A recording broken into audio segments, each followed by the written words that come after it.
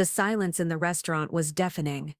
Not the comfortable kind of quiet that settles over a family dinner when everyone's content, but the sharp, brittle silence that cuts through the air like glass. I watched my brother Marcus push his salmon around his plate, his eyes fixed downward as his wife Jessica delivered what she clearly believed was the final word on the matter. Before we jump back in, tell us where you're tuning from, and if this story touches you, make sure you're subscribed, because tomorrow I've saved something extra special for you. I think it's best if you don't come to Marcus's birthday party next weekend. Sarah? Jessica said, her voice carrying that particular tone of authority she'd perfected over the past 3 years. Sweet on the surface, but with steel underneath. It's going to be an intimate gathering, just close family and our real friends. You understand. The words hit me like a physical blow, though I kept my expression neutral. Real friends. The implication hung in the air between us, crystal clear. I wasn't real family, despite sharing DNA with the man sitting across from me. I wasn't a real friend, despite being the person who had literally funded every major celebration in Marcus's life for the past decade. Of course, I replied calmly, setting down my wine glass with steady hands. I wouldn't want to make anyone uncomfortable. What Jessica didn't know, what none of them knew, was that the credit card she'd used to book the private dining room at Meridian Heights Country Club for Marcus's 40th birthday party was linked to my account. The same account that had paid for their wedding reception, their anniversary dinners, Marcus's graduation party when he finally finished his MBA at 35, and countless other celebrations that had built the foundation of their social life. Marcus finally looked up, his hazel eyes meeting mine for the briefest moment before darting away again. Those eyes used to light up when he saw me, back when we were kids growing up in our cramped 2-bedroom apartment above Mrs. Chen's grocery store, back when he'd sneak into my room during thunderstorms, and I'd read him stories until he fell asleep, back when we promised each other that no matter what happened, we'd always be each other's person. It's probably for the best, he mumbled, his voice barely audible. You know how you can be at these things, Sarah. A little too intense. Intense. That was Jessica's word, I was sure of it. She'd been slowly poisoning the well of our relationship for 3 years now, ever since she'd entered our lives like a perfectly manicured hurricane. Every family gathering became an opportunity for her to highlight my flaws, to point out how I didn't quite fit into the world they were building together. Too intense when I asked follow-up questions about their lives, because I genuinely cared. Too opinionated when I shared my thoughts on topics they brought up. Too successful when my business achievements overshadowed Marcus's more modest career progress. Too single when their coupled friends made jokes about my dating life. There was always something too much about me, something that needed to be managed or minimized or, apparently, eliminated entirely. I nodded slowly, as if considering his words. You're probably right. I do have a tendency to ask too many questions about how people are really doing. Imagine that. The barb hit its mark.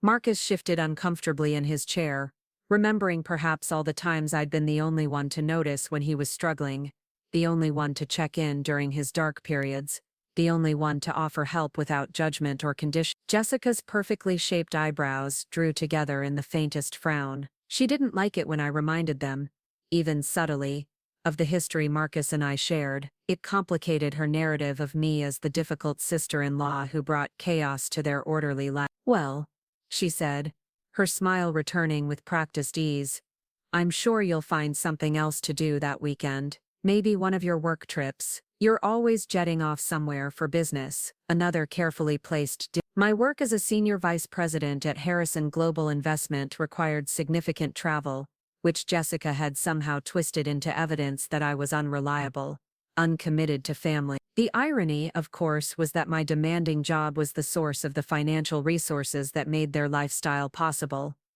But Jessica had never asked too many questions about money, as long as it kept flowing. Actually, I said, signaling the waiter for the check, I'll probably stay local that weekend. There's a new art installation opening at the Modern that I've been meaning to see. This wasn't true, but I enjoyed watching Jessica's face tighten at the mention of cultural events. For all her pretensions to sophistication, her idea of high culture was reality television, and influencer makeup tutorial. Not that there was anything wrong with those things, but her constant need to position herself as refined while dismissing anything that required actual intellectual engagement had always amused me. Marcus cleared his throat. About dinner tonight, Sarah. I can get this one. You got the last few times. I almost laughed out loud. Marcus had no idea that the black American Express card he occasionally used for our family dinners was actually a secondary account linked to my primary banking. He thought his recent promotion to regional sales manager at a mid-tier insurance company had finally put him in a position to treat his big sister to dinner. The promotion came with a modest salary increase and a company card for business expenses, which he'd somehow convinced himself translated to disposable income for family dinners at restaurants that cost more than he made in a week. That's sweet of you to offer, I said gently, but let me take care of it. It's been a long week, and I'm happy to treat my favorite brother to dinner. Your only brother, Marcus corrected automatically, the shadow of a real smile crossing his face. It was an old joke between us, one that used to make him laugh until his sides hurt when we were kids. Details, I replied, and for just a moment, it felt like old times. Before Jessica, before the careful distance, before I became the inconvenient sister who needed to be managed rather than celebrated. But Jessica wasn't about to let the moment linger. Marcus, honey, we should probably head out soon. We have that early morning spin class tomorrow, and you know how cranky you get when you don't get enough sleep. Cranky, as if my 39-year-old brother were a toddler who needed his nap schedule, man. I watched Marcus's jaw tighten slightly at the infantilizing comment, but he didn't push back. He never pushed back anymore. When we were growing up, Marcus had been the rebel, the one who questioned authority and refused to accept things just because someone told him to. He'd been suspended from school twice for arguing with teachers he thought were being unfair to other students. He'd quit his first job at 16 because his manager was harassing the female employees. He'd had a spine made of steel and a sense of justice that burned bright and fierce. Watching him now, nodding obediently at his wife's subtle commands, felt like watching a stranger wear my brother's face. The waiter appeared with the check, and I handed over my platinum card without looking at the total. $250 for dinner for 3 people at a restaurant that Jessica had insisted we try because everyone who's anyone was talking about it. The food had been mediocre, the service pretentious, and the atmosphere designed more for Instagram photos than actual conversation. But Jessica had gotten her social media content, posting artfully angled shots of her meal with hashtags about family time and grateful for these moments. She'd tagged Marcus but not me, naturally. I'd noticed because I still followed her social media accounts, though I wasn't sure why. Maybe it was the same impulse that made people slow down to look at car accidents, the same morbid fascination that kept me checking in on the life my brother was building without me. Sarah, Marcus said as we waited for the card to process, I want you to know that I appreciate everything you do. For us.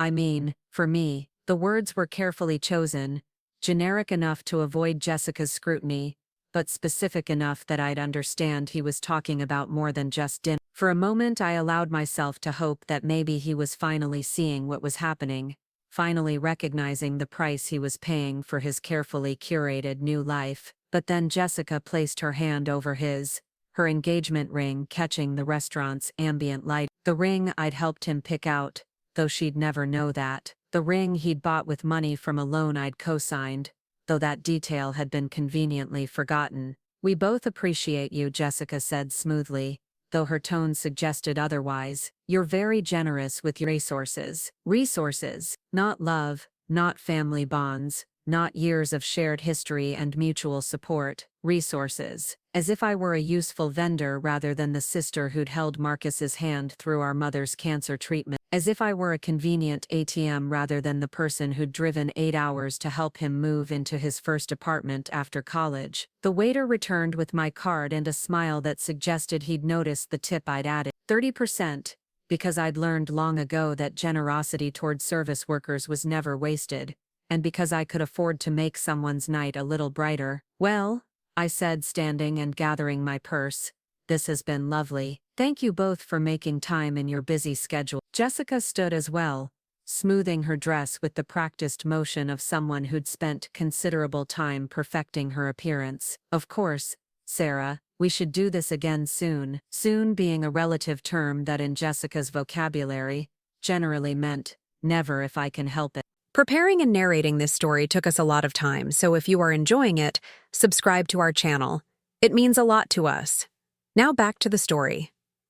Marcus hugged me goodbye, and for just a moment, he held on a little longer than necessary. "Drive safe," he whispered, and I heard something in his voice that might have been regret. "Always do," I replied, though we both knew that wasn't what he was really worried about. I walked to my car alone, my heels clicking against the parking garage concrete with a rhythm that matched my heartbeat. As I settled into the driver's seat of my BMW, I caught sight of Marcus and Jessica through the restaurant's window. They were standing close together, Jessica's mouth moving rapidly as she spoke. Her body language was animated, gesticulating in a way that suggested she was making important points. Marcus nodded along, his posture growing more rigid with each passing moment. I didn't need to hear the conversation to know what was happening. Jessica was conducting her post-mortem analysis of the evening, pointing out everything I'd said or done that proved I was a negative influence on their lives. She was reinforcing the narrative that I was too much, too intense, too inconvenient to include in their carefully constructed world, and Marcus would listen and nod and agree, because it was easier than fighting, because he'd learned that peace in his marriage required accepting Jessica's version of reality, even when that reality slowly erased the people and experiences that had shaped him before she arrived. I started the car and pulled out of the parking garage, but instead of heading directly home to my penthouse apartment, I found myself driving through the old neighborhood where Marcus and I had grown up. The grocery store was still there, though Miss Chen had sold it years ago to a family from Guatemala who'd kept the same warm, welcoming atmosphere. The apartment above it looked smaller than I remembered, the windows dark. I parked across the street and let the memories wash over me. Marcus at 8 years old teaching me how to ride the bike he'd gotten for his birthday, even though it meant he had less time to practice himself. Marcus at 12, walking me to school every day for 2 weeks, after Jennifer Morrison and her friends had decided I was their new target for harassment. Marcus at 16, working double shifts at the grocery store to help our mom pay for my SAT prep course, because he knew I had a better chance of getting into college than he did. He'd sacrificed for me without hesitation, without resentment, without keeping score. When I'd gotten the scholarship to Northwestern, he'd been genuinely thrilled, never once mentioning that he'd probably be stuck in community college because there wasn't enough money for both of us to pursue our dreams simultaneously. That was the Marcus I'd grown up with. The Marcus who'd cried at my college graduation, who'd helped me move into my first apartment in Chicago, who'd called me every week during those early years when I was struggling to establish myself in the competitive world of investment banking. Somewhere along the way, I'd stopped being his little sister and started being his safety net. When he'd struggled in his early 20s, bouncing between jobs and relationships, I'd been there with encouragement and occasional financial help. When he'd decided to go back to school for his MBA, I'd helped with tuition payments. When he'd wanted to propose to Jessica but couldn't afford the ring she'd been hinting about, I'd quietly arranged for him to have access to the credit he needed. I'd never kept track, never expected anything in return, never mentioned the growing list of ways I'd helped smooth his path. That wasn't what family did. Families supported each other without conditions, without scorekeeping, without expecting public recognition. But now, sitting in my car across from our childhood home, I realized that my unconditional support had enabled Marcus to build a life where I was no longer necessary. More than that, I'd become inconvenient. A reminder of a past that didn't fit the narrative Jessica preferred, where Marcus was the self-made man who'd achieved success through his own efforts and her unwavering support. My phone buzzed with a text message from my assistant, reminding me about an early morning conference call with our Hong Kong office. I glanced at the time and realized I'd been sitting in the car for over an hour, lost in memories and revelations that changed nothing about my current situation. I drove home through quiet streets, past the landmarks of my adult life, the office building where I'd worked my way up from junior analyst to senior vice president over 15 years, the gym where I'd learned to channel my frustration into productive physical exercise, the coffee shop where I'd spent countless Saturday mornings, working on deals and strategies that had made me one of the youngest senior VPs in Harrison Global's history. It was a good life, a successful life by any reasonable measure. I had financial security, professional respect, and the freedom to travel anywhere I wanted. I owned a beautiful home with spectacular views of the city's skyline. I had colleagues who valued my expertise and friends who appreciated my loyalty and humor. But I didn't have my brother. Not really, not anymore.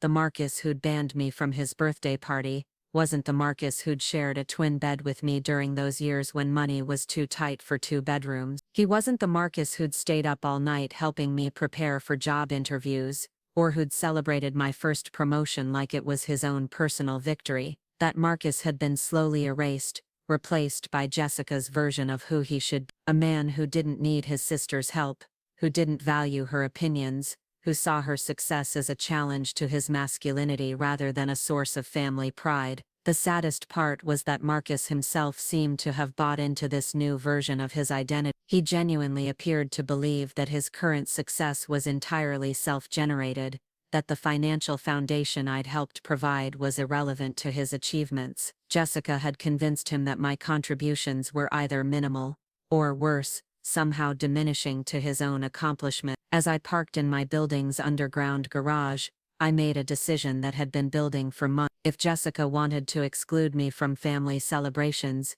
if Marcus wanted to pretend that our shared history was less important than his wife's comfort, then maybe it was time to let them see what life looked like without my safety net. I wouldn't cut them off completely, wouldn't engage in the kind of dramatic gesture that Jessica would use as evidence of my instability, but I also wouldn't continue to subsidize celebrations that I wasn't welcome to attend, or maintain financial arrangements that enabled Marcus to ignore the reality of his situation. It was time for my brother to learn what it actually cost to live the life he'd been taking for granted, and time for Jessica to discover that the family dynamics she'd been so eager to reshape depended on resources she'd never bothered to understand. The elevator ride to my apartment felt longer than usual, each floor marking another step away from the family I'd once known and toward whatever came next. I'd spent 15 years building a successful career, and now it was time to apply those same strategic skills to my personal life. If Marcus wanted independence from his intense, intrusive sister, I was about to give him exactly what he'd asked for. And if Jessica wanted to control the guest list for family celebrations, she was about to learn that control came with responsibilities she'd never considered. The next week was going to be very interesting indeed. I unlocked my apartment door and stepped into the spacious foyer, surrounded by the carefully curated life I'd built for myself. Original artwork lined the walls, pieces I'd collected during business trips to London, Tokyo, and São Paulo. The furniture was elegant without being ostentatious, comfortable without sacrificing style. Everything reflected choices I'd made based on my own preferences, without compromise or negotiation. This was what independence looked like, I reminded myself. This was the life that came from not needing anyone else's approval or support. It was beautiful, successful, and completely under my control. So why did it feel so empty? I poured myself a glass of wine from a bottle that had cost more than most people spent on groceries in a month, and settled onto my couch with a view of the city lights below. Tomorrow I would start the process of untangling the financial web I'd woven around Marcus's life. It wouldn't be dramatic or vindictive, just a quiet withdrawal of support that would force him to confront the reality of his choices. But tonight I allowed myself to grieve for the relationship I'd lost, for the brother who'd disappeared behind someone else's expectations, and for the family celebrations I'd apparently been paying for without earning the right to attend. The wine was excellent, the view was spectacular, and I was completely utterly alone with the consequences of loving someone who'd outgrown the need for my love in return. The morning after that disastrous dinner I woke up with a clarity that had been missing for months. Sunlight streamed through the floor-to-ceiling windows of my bedroom, illuminating the framed photograph on my nightstand that I'd been avoiding looking at for weeks. It showed Marcus and me at his college graduation, both of us grinning widely as we stood in front of the campus library where he'd spent countless hours studying. I was 25 then,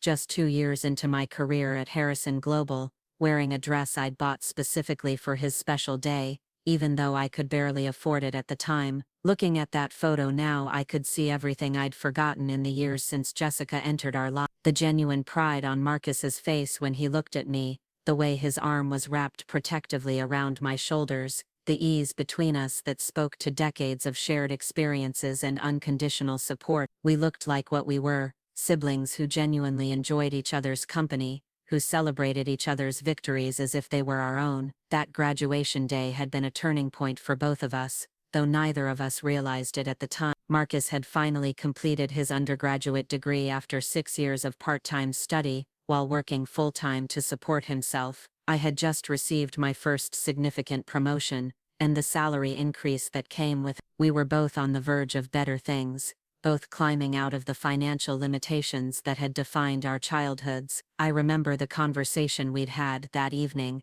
sitting in a diner near his campus because it was the only place we could afford for a celebration dinner. Marcus had ordered coffee and pie.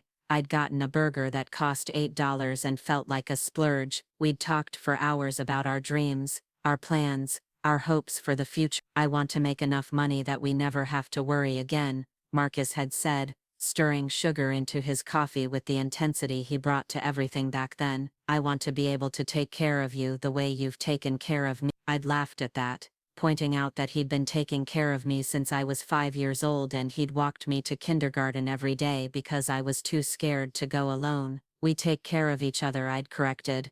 "That's what family does." He'd nodded seriously, reaching across the table to squeeze my hand. "Promise me we'll always be like this, Sarah. No matter how successful we get, no matter who else comes into our lives, promise me we'll always be each other's person." The promise had seemed easy then, automatic. Of course we'd always be each other's person. Of course success wouldn't change the fundamental bond between us. Of course any future partners would understand and respect the relationship we'd built through years of mutual support and shared struggle. Sitting in my apartment 15 years later, I realized how naive we'd both been. Success hadn't changed Marcus, but Jessica had convinced him that success required changing. She'd systematically rewritten the story of his life, minimizing my role in his achievements, and emphasizing her own contributions to his current status. The process had been so gradual, so subtle that I'd barely noticed it happening until it was too late. It started with small comments about how I was hovering during family gatherings, then suggestions that my questions about Marcus's work showed a lack of confidence in his abilities, eventually full conversations about how my intense personality made other people uncomfortable. Jessica had a gift for framing her criticisms as concern for my well-being. She wasn't trying to exclude me, she was trying to help me understand why other people found me difficult. She wasn't undermining my relationship with Marcus, she was helping him establish appropriate boundaries. She wasn't rewriting our family history, she was encouraging him to focus on the present instead of living in the past. The brilliant manipulation was that she'd made Marcus feel like protecting me by pulling away. Every time he canceled plans with me or forgot to return my calls, he was actually being considerate of my feelings. Every time he chose her version of events over mine, he was helping me grow as a person. Every time he allowed her to exclude me from their social circle, he was saving me from situations where I might embarrass myself. I'd watched this transformation happen to my brother and convinced myself it was temporary. Jessica was new to our family dynamic. I'd reasoned she needed time to understand the relationship Marcus and I shared. Once she felt more secure in her marriage, once she realized that my love for Marcus didn't threaten her position in his life, things would return to normal. But 3 years later, things had only gotten worse. The exclusions had become more frequent, the criticisms more pointed, the distance between Marcus and me more entrenched. What I'd interpreted as an adjustment period had actually been a systematic campaign to redefine our family structure, with Jessica at the center and me relegated to the periphery. The irony was that Jessica had no idea how much of their comfortable lifestyle depended on my financial support. She'd taken credit for Marcus's improved circumstances without ever questioning where the money actually came from. When they'd moved into their upscale apartment, she'd attributed it to Marcus's promotion and her own career success. When they'd been able to afford their lavish wedding, she'd praised their combined financial planning. When Marcus had suddenly been able to pay off his student loans 2 years ahead of schedule, she'd seen it as evidence of his fiscal responsibility. The truth was more complicated, and I'd thought, more generous. Over the years, I'd developed an intricate system of financial support that allowed Marcus to maintain his dignity while still receiving the help he needed.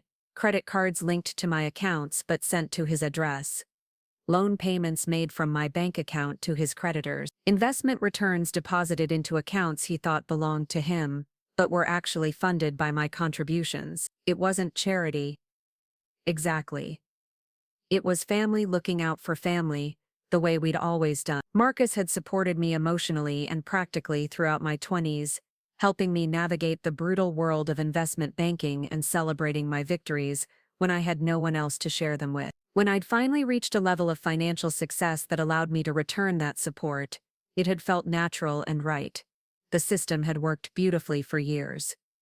Marcus got to feel successful and independent while I got to feel useful and connected to the family I love. He'd been able to propose to Jessica with confidence, knowing he could afford the ring she wanted.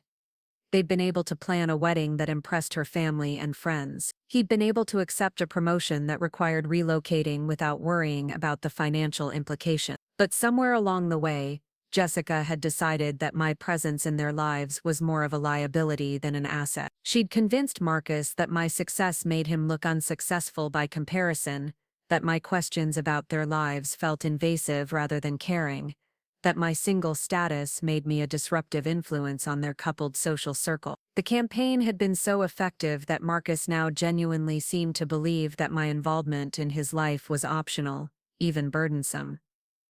He'd forgotten that I'd been his closest confidant during the dark period after our mother's death. He'd forgotten that I'd helped him through his quarter-life crisis when he'd been working a job he hated and drowning in credit card debt. He'd forgotten that I'd been the one to encourage him to go back to school and pursue the career that eventually led to his current position. Jessica had helped him forget all of that by creating a new narrative where their love story was the central organizing principle of his life. Everything that had happened before he met her was relegated to his past, interesting perhaps but ultimately irrelevant to the successful man he'd become. Everything that happened after their marriage was evidence of their partnership and shared vision for the future. In Jessica's version of events, I wasn't the sister who'd helped Marcus build the foundation for his current success. I was the nostalgic relic who couldn't accept that he'd outgrown our childhood relationship. I wasn't the family member who continued to support him out of love and loyalty. I was the single woman who lived vicariously through her married brother because her own life was somehow lacking. The assessment was so completely wrong that it would have been laughable if it weren't so destructive. My life was fuller and more satisfying than it had ever been. My career had exceeded my wildest early expectations. I had genuine friendships with colleagues and clients around the world. I traveled regularly both for work and pleasure, and had developed interests and hobbies that brought me real joy. What I didn't have was the one relationship that had anchored my emotional life for 39 years. The brother who'd taught me to ride a bike and walk me to school had been replaced by someone who saw me as an obligation rather than a blessing. The person who'd once promised we'd always be each other's person now struggled to maintain eye contact during our increasingly rare conversation. The transformation hadn't happened overnight, which was part of what made it so insidious. If Marcus had suddenly announced that he no longer wanted a relationship with me, I would have fought for it. I would have demanded explanations and refused to accept his decision without understanding his reasoning. But the gradual erosion of our connection had been easy to rationalize away. He was busy with his new marriage. He was focused on advancing his career. He was building a social life that didn't automatically include his sister. All of these things were normal, healthy developments for a man in his late 30s. I'd told myself to be patient, to give him space to establish his adult identity, to trust that our fundamental bond would survive this transitional period. But at some point, transition had become transformation. Marcus had become someone I barely recognized, someone who could exclude me from his birthday celebration without apparent guilt or regret, someone who could dismiss our shared history as intense and overwhelming, someone who could accept Jessica's assessment of my character without questioning whether it aligned with his own decades of experience with me. The most painful part was that I could see glimpses of the old Marcus still lurking beneath the surface. The way he'd held our hug a little longer than necessary when we'd said goodbye after dinner. The moment of genuine connection when he'd made our old joke about being my only brother. The flash of discomfort when Jessica had spoken to him like a child who needed management. Those moments gave me hope that the brother I'd grown up with wasn't completely gone. That Jessica's influence hadn't entirely erased the person he'd been before she'd entered his life. But they also made the current situation more heartbreaking, because they suggested that Marcus's rejection of me wasn't entirely authentic. He was choosing Jessica's comfort over our relationship, but the choice was costing him something too. I spent most of that Saturday morning going through old photo albums and scrapbooks, documents of a relationship that had once been the most important thing in both our lives. Pictures of us building snow forts in the tiny courtyard behind our apartment building. Marcus teaching me to drive in the empty parking lot of a defunct shopping mall, both of us dressed up for my high school graduation. His pride evident in every line of his 17-year-old face. There were photos from his wedding that made me particularly sad. Jessica had insisted on a formal receiving line, and I'd stood patiently for over an hour to congratulate the happy couple. In the pictures from that day, you could see the strain starting to show. Jessica's smile was perfect but cold when she looked at me. Marcus's expression was torn between genuine happiness at seeing me and obvious anxiety about Jessica's reaction. Even then, on what should have been one of the happiest days of his life, Marcus had been managing the tension between his wife and his sister, instead of simply enjoying the celebration. I should have recognized that as a warning sign, should have understood that Jessica's brief politeness during their engagement period had been a temporary performance rather than genuine acceptance. But I'd been so focused on supporting Marcus's happiness that I'd missed the signs of my own impending exile. I'd attributed Jessica's coolness to wedding stress and new family dynamics. I'd convinced myself that once they were settled into married life, once Jessica felt secure in her relationship with Marcus, she'd make more effort to include me in their world. Instead, marriage had given Jessica the authority she'd needed to formalize my exclusion. As Marcus's wife, she had a legitimate claim to input on their social calendar, their holiday plans, their family traditions. She could frame her preferences as representing their partnership, rather than her individual desire. She could speak for both of them when she decided I was too much trouble to accommodate. The system was so effective because it put Marcus in the position of having to choose between his wife's comfort and his sister's feelings. And when forced to make that choice, he'd consistently chosen Jessica, not because he loved me less necessarily, but because the immediate consequences of disappointing her were more significant than the long-term consequences of disappointing me. Jessica would make his life difficult if he crossed her. She'd withdraw emotionally,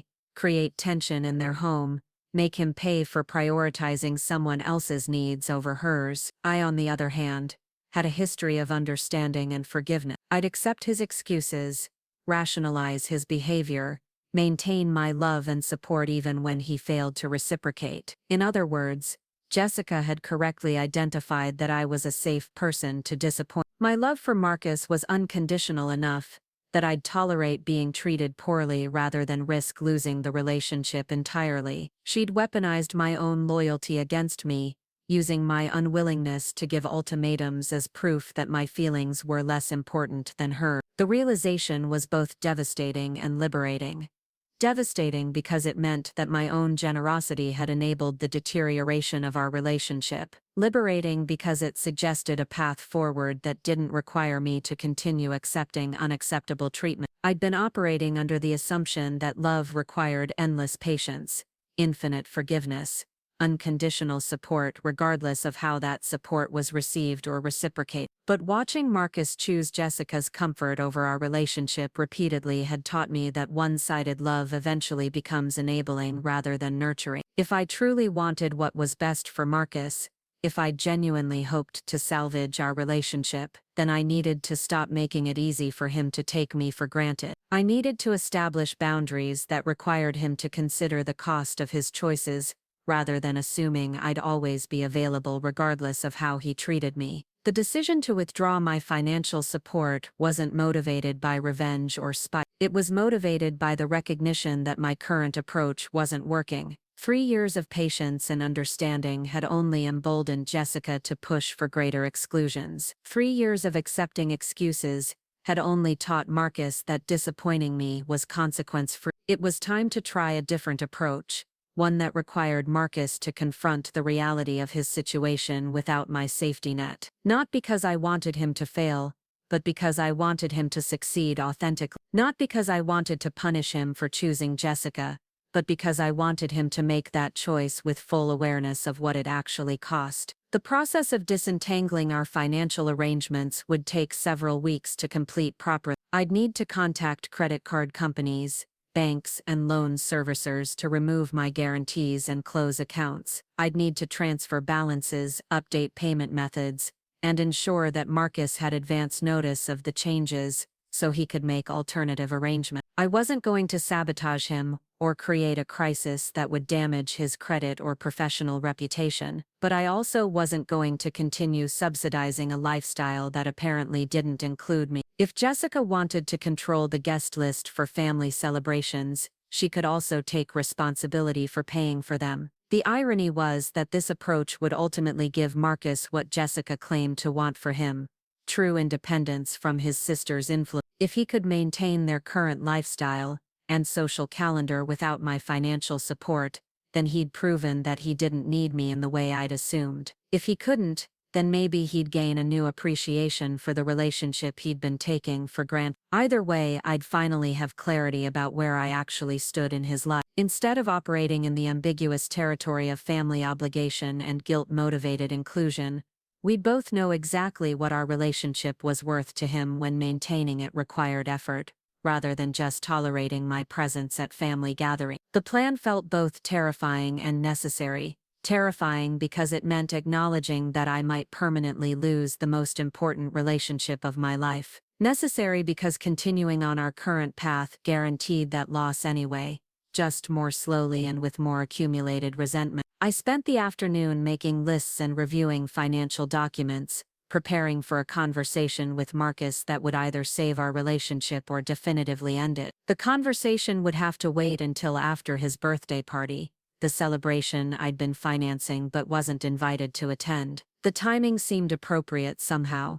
He'd get to enjoy one last celebration on my dime before learning what independence actually looked like. As evening approached, I found myself standing on my balcony, looking out at the city lights and thinking about all the conversations Marcus and I had shared over the years. The late-night phone calls when one of us was struggling with work stress or relationship problems. The Sunday morning breakfasts when we'd solved the world's problems over coffee and pancakes. The easy silences that came from decades of knowing each other's thoughts and rhythm. All of that history, all of those shared experiences, all of that accumulated love and loyalty had apparently been outweighed by Jessica's discomfort with my personality. The brother who'd once defended me against playground bullies now couldn't find the courage to defend me against his wife's subtle manipulations. But maybe that wasn't entirely fair. Maybe Marcus was as trapped in this situation as I was, caught between competing loyalties and unable to find a path that honored both relationships. Maybe he'd convinced himself that excluding me was temporary, that once Jessica felt more secure in their marriage, she'd be more open to including me in their lives. If that was the case, then my withdrawal might actually help him by forcing Jessica to confront the practical implications of her preferences. It was easy to exclude someone when that exclusion came without cost. It was more difficult when exclusion meant taking responsibility for the obligations that person had been quietly handling. The week ahead would be interesting for all of us. Marcus would get to celebrate his 40th birthday with his carefully curated guest list, surrounded by the friends and family members who met Jessica's standards for appropriate company. Jessica would get to play hostess at the elegant country club celebration she'd been planning for months, and I would get to discover what it felt like to finally stop trying to earn my place in a family that had apparently outgrown the need for my presence. The decision was made, the plan was forming, and for the first time in months, I felt like I was moving towards something instead of just enduring the status quo. Whatever happened next, at least I'd know where I stood. and Marcus would finally understand what it actually cost to maintain the life he'd been taking for granted. The birthday party was in 6 days, the financial arrangements would be severed within 2 weeks, and then we'd all discover what our family looked like when it was built on choice rather than obligation, on mutual respect rather than guilt and manipulation. I was finally ready to find out if the brother I'd grown up with was still there underneath the man Jessica had helped him become. And if he wasn't, I was finally ready to grieve that loss and build a life that didn't depend on relationships that required me to diminish myself to maintain them. Change was coming, whether any of us were ready for it or not. Monday morning arrived with the kind of crisp autumn air that usually energized me for the week ahead. Instead, I found myself sitting in my office at Harrison Global, staring at a stack of financial documents that represented years of careful orchestration. Each piece of paper told part of the story of how I'd managed to support Marcus's lifestyle while allowing him to maintain the illusion of complete independence. The system I'd created was elegant in its complexity and devastating in its implication. 23 different financial instruments, all designed to flow money from my accounts to Marcus's life without him realizing the source. It had taken me 3 years to perfect the arrangement, and now I was going to dismantle it piece by piece. My assistant Claire knocked on my office door with her usual precise timing. She'd been working with me for 6 years and had developed an almost supernatural ability to anticipate my needs and moods. Today she carried a cup of coffee prepared exactly the way I liked it, and a concerned expression that suggested she'd noticed my unusual distraction. "Your 9 o'clock is here," she said, setting the coffee on my desk, "but you seem off today. Everything okay?" Claire was one of the few people in my professional life who knew about Marcus. Though she'd never met him, she'd been the one to help me establish some of the more creative financial arrangements that kept money flowing to his account. She'd also been the one to quietly handle the logistics when Marcus's wedding required funding beyond what his savings could support. "Family stuff," I said,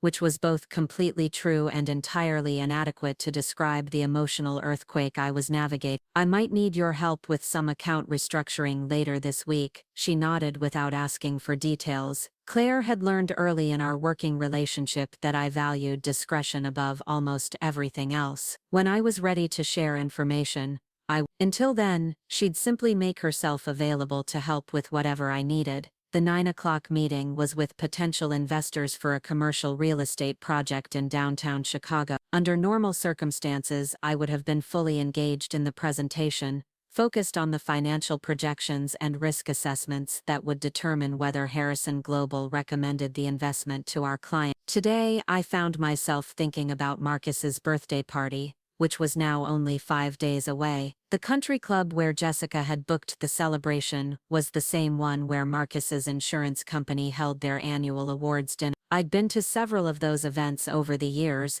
back when Jessica still felt obligated to include me in their social calendar. The venue was undeniably beautiful, with its soaring ceilings, crystal chandeliers, and panoramic views of the lake. It was also expensive enough that a dinner party for 50 people would cost more than most families spent on their entire annual entertainment budget. Marcus had no idea that the credit card Jessica had used to book the venue was linked to my primary checking account. He thought the card belonged to their joint account, a reasonable assumption since it arrived at their address with his name embossed on the front. What he didn't know was that I'd been the one to apply for the card, listing him as an authorized user, and arranging for all statements to be sent electronically to an email address I'd created specifically for managing his financial arrangement. The system worked because Marcus had never been particularly detail-oriented about money. He knew approximately how much he earned, roughly how much they spent each month, and generally whether they were staying within their means. But he didn't scrutinize bank statements or question how they'd suddenly been able to afford upgrades to their lifestyle that should have been beyond their reach. Jessica, meanwhile, had been raised in a family where money was simply available when needed. Her father owned a successful accounting firm,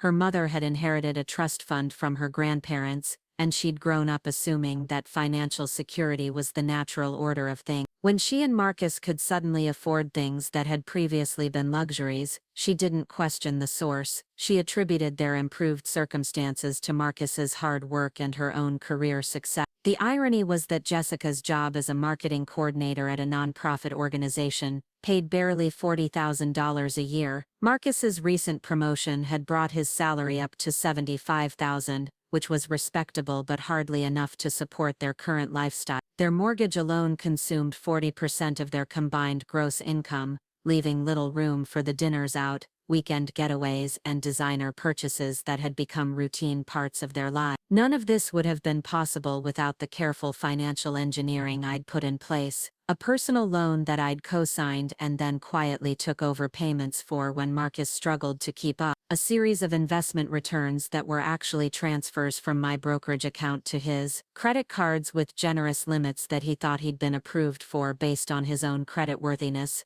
but were actually secured by deposits I'd made. The most elaborate part of the system involved Marcus's student loans, which had been consolidated under a payment plan that appeared to be an income-driven repayment program but was actually funded entirely by automatic transfers from my account. Marcus believed his monthly payments had been reduced through a federal program designed to help borrowers with moderate incomes. In reality, I'd been covering the full payment amount while he made token contributions that wouldn't have covered the interest on his original loan balance. Creating and maintaining these arrangements had required significant time and attention to detail. I'd needed to understand the terms and conditions of dozens of different financial products, coordinate payment schedules to avoid timing conflicts, and monitor Marcus's spending patterns to ensure that my support remained invisible. It was like conducting an orchestra where none of the musicians knew they were part of the same performance. The work had been worth it though, because it allowed me to support my brother without damaging his pride or creating the kind of family tension that direct financial gifts often produce. Marcus got to feel successful and independent while I got to feel useful and connected to his life. Jessica got to enjoy an elevated lifestyle while taking credit for the financial planning that made it possible. But now that system was about to come crashing down, and I was the one who would have to orchestrate its destruction. I spent my lunch break calling the customer service departments of various financial institutions,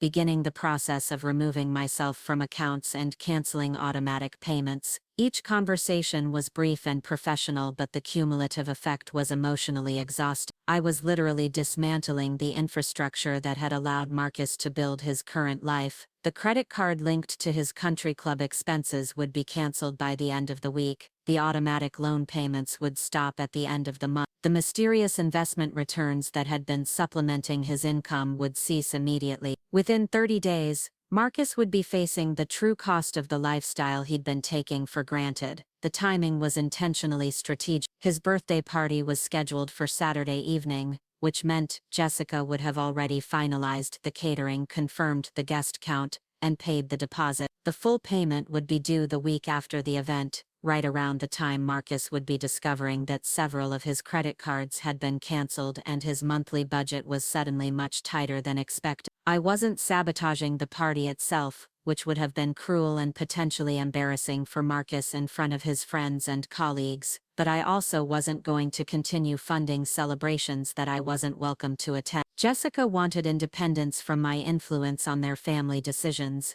and I was finally ready to give her exactly what she'd been asking for. The most complicated part of the disentanglement involved the mortgage on their apartment. I'd co-signed the loan application because Marcus's credit score and debt-to-income ratio hadn't qualified him for the amount they'd needed to purchase the place Jessica had her heart set on. The monthly payments were automatically deducted from what Marcus thought was their joint checking account, but was actually a secondary account I'd funded specifically for that purpose. Removing myself from the mortgage would require Marcus to qualify for a new loan based solely on his own income and creditworthiness. Given their current debt load and spending patterns, it was unlikely he'd be approved for anywhere near the amount they'd originally borrowed. They might be forced to sell the apartment and find somewhere more affordable, or Jessica might need to dramatically increase her own income to compensate for the loss of my financial back. Either option would require difficult conversations and potentially painful adjustments to their lifestyle. but it would also force them to build a marriage based on their actual resources, rather than the artificial foundation I'd been provided. If their relationship was strong enough to survive the transition, they'd emerge more genuinely independent and self-sufficient. If it wasn't, then my continued financial support would only have been delaying an inevitable reckoning. By 3 o'clock, I'd made enough phone calls to set the wheels in motion for most of the account changes. The process would take several weeks to complete fully, but the major credit lines would be frozen within days, and the automatic payments would stop by the end of the month. I'd timed everything to give Marcus maximum notice, without allowing enough time for him to make alternative arrangements that might prevent him from experiencing the full impact of the changes. The emotional weight of what I was doing hit me hardest when I was reviewing the file containing documentation for Marcus's student loan payments. I'd been making those payments for 7 years, ever since he'd graduated with his MBA and started working in insurance sales. The total amount I'd contributed was approaching 6 figures, money that had allowed him to live comfortably while building his career instead of struggling with crushing debt payments. He'd never asked me to take over the loans, never even mentioned that he was having trouble making the payment. I'd simply noticed that he seemed stressed about money and had quietly investigated until I'd identified the source of his financial pressure. Solving the problem had felt natural and necessary, the kind of thing family members did for each other without keeping score or expecting recognition. But now I had to acknowledge that my intervention had prevented Marcus from learning important lessons about financial responsibility and the true cost of his choices. By shielding him from the consequences of his spending decisions, I'd enabled him to maintain a lifestyle that was fundamentally unsustainable on his actual income. I'd thought I was helping him succeed, but I'd actually been preventing him from developing the skills and discipline he'd need to succeed independently. The realization was painful because it suggested that my generosity had been more about my own need to feel useful than about Marcus's actual best interests. I'd enjoyed being the big sister who could solve problems and smooth difficulty. I'd taken pride in my ability to quietly support his dreams, without expecting acknowledgement or gratitude, but somewhere along the way that support had become a crutch that prevented him from developing his own strength. Jessica had been right about one thing: my involvement in Marcus's life had become unhealthy, though not for the reasons she'd identified. The problem wasn't that I was too intense or invasive in my emotional support. The problem was that I'd been too generous with my financial support, creating a dependency that neither Marcus nor I had fully recognized. The phone rang, interrupting my increasingly dark thoughts. Claire's voice came through the intercom with the crisp efficiency I'd come to depend on. "Marcus is online too," she said. "He sounds a little stressed." My heart jumped. Had he already discovered one of the account changes? Had Jessica noticed something unusual about their financial situation? I picked up the phone with a mixture of anxiety and curiosity. "Hey, Sarah," Marcus said, and I could hear the tension in his voice immediately. "I hope you're not too busy. I need to ask you something." "Of course," I replied, trying to keep my voice neutral. "What's going on?" "It's about Saturday night," he continued, and I felt my stomach clench. "About the party. I've been thinking about what Jessica said at dinner last week, and I just want you to know that I don't entirely agree with her position." This was unexpected. In the 3 years since his marriage, Marcus had never contradicted Jessica's decisions about family gatherings, at least not to me directly. I wasn't sure how to respond to what sounded like the beginning of an apology. "Okay," I said carefully. "What specifically are you disagreeing with?" "The whole thing about you not coming," he said, his words coming faster now, as if he'd been rehearsing this conversation. "I know she thinks it's better for everyone if we keep the party small, but you're my sister. You should be there for my 40th birthday." The sentiment was touching, but I could hear the reservation in his voice that suggested this wasn't a full-throated reversal of his position. He was expressing disagreement with Jessica's decision, but he wasn't actually overriding it. "I appreciate that, Marcus, but I don't want to cause problems between you and Jessica. If she feels strongly about keeping the guest list limited, I understand." "That's just it though," he continued. "I'm not sure her reasoning makes sense. She keeps saying you make people uncomfortable, but I've never seen evidence of that. The friends of ours who know you have always seemed to enjoy your company." This was true, though it was also irrelevant to Jessica's actual motivation. Her objections to my presence weren't based on feedback from their social circle. They were based on her desire to control the dynamics of their family relationships and minimize influences that competed with her authority in Marcus's life. "Have you talked to Jessica about this?" I asked, though I already knew the answer. "I tried," Marcus admitted. "She got pretty upset when I suggested that maybe we should reconsider. She said that she'd put a lot of thought into the guest list, and that changing it now would create logistical problems." Logistical problem, as if seating arrangements were the real issue rather than Jessica's systematic campaign to exclude me from their lives. But I could hear in Marcus's voice that he'd accepted this explanation, or at least decided not to challenge it further. "So what are you asking me?" I said, trying to keep the disappointment out of my voice. "I guess I'm asking if you'd be willing to come anyway," he said quietly. "I know Jessica won't be thrilled, but it's my birthday, and I want my sister there." The request put me in an impossible position. If I agreed to attend despite Jessica's explicit exclusion, I'd be setting up a confrontation that would inevitably become the focus of the entire evening. Marcus would spend his birthday managing the tension between his wife and his sister, instead of celebrating with the people he cared about. Jessica would have concrete evidence that I was disrespectful of boundaries and disruptive to family harmony. But if I declined, I'd be reinforcing the pattern that had allowed Jessica to gradually push me out of Marcus's life. I'd be accepting her authority to determine the terms of my relationship with my brother, and validating her assessment that my presence was optional in his important moments. "Marcus," I said slowly, "I want to be there for your birthday, you know, but I think showing up after Jessica specifically asked me not to come would create exactly the kind of drama she's trying to avoid." "So you won't come?" he asked, and I could hear the disappointment that he was trying to hide. "I think it would be better if you and Jessica worked out the guest list together," I said. "If you both decide you want me there, I'll be happy to attend, but I'm not going to put you in the position of having to choose between your wife's comfort and your sister's feeling." The silence on the other end of the line stretched for almost a full minute. When Marcus finally spoke, his voice was subdued. "I understand," he said, "and I'm sorry about this whole situation. I know it's not fair to you." "It's okay," I lied.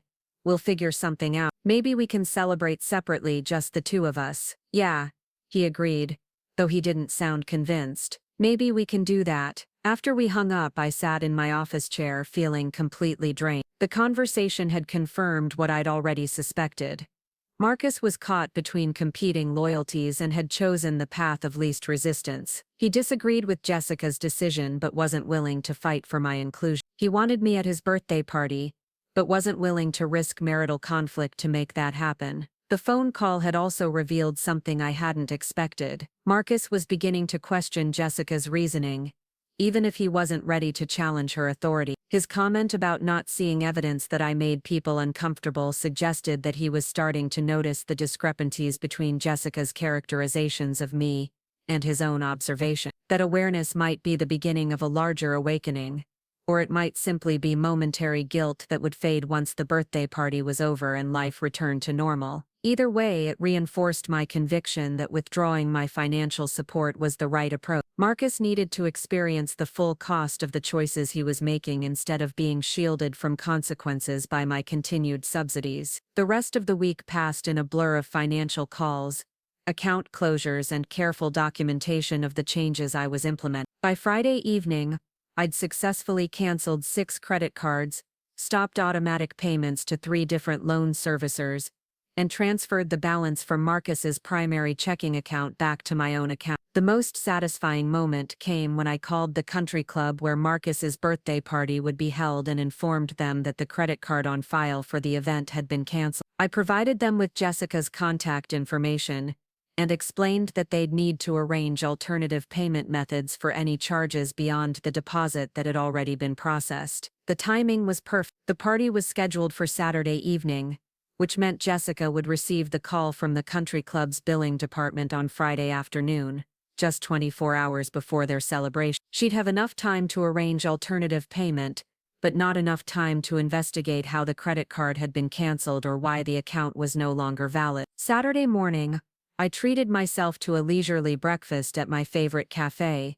a small place near my apartment that served excellent coffee and homemade pastries. I brought a book and spent 2 hours reading while watching other people navigate their weekend routine. Couples sharing newspapers over Eggs Benedict, families with young children managing sticky fingers and endless questions, groups of friends planning their day's adventures. It was a beautiful morning, crisp and clear with the kind of autumn light that made everything look like a paint. Under different circumstances, I might have been getting ready for Marcus's party, choosing an outfit that would be elegant enough for the country club but not so stunning that it would overshadow Jessica. I might have been wrapping a carefully chosen gift, something meaningful enough to show how much Marcus meant to me but not so expensive that it would make Jessica uncomfortable. Instead, I was sitting alone in a cafe, reading a novel and trying not to think about the celebration that was happening without me that evening. The contrast wasn't entirely unpleasant. There was something liberating about having a day that belonged entirely to me, with no obligations to manage anyone else's comfort or navigate family politics. My phone buzzed with a text message just as I was finishing my second cup of coffee. The message was from Marcus, sent at 11:30 in the morning. Something weird is happening with our credit cards. Jessica is freaking out because the country club called about payment for tonight. Can you call me when you get a chance? I stared at the message for several minutes, feeling a complex mixture of satisfaction and guilt. The financial reckoning was beginning, exactly as I'd planned. But Marcus sounded genuinely confused and worried, which reminded me that he had no idea why his financial life was suddenly falling apart. I finished my coffee and walked home slowly, taking the long road through the park where Marcus and I used to ride bikes when we were kids. The trees were just beginning to change colors, their leaves shifting from green to gold in the way that marked the passage of seasons and time. By the time I reached my apartment, I'd decided not to return Marcus's call immediately. He'd figure out the credit card situation eventually,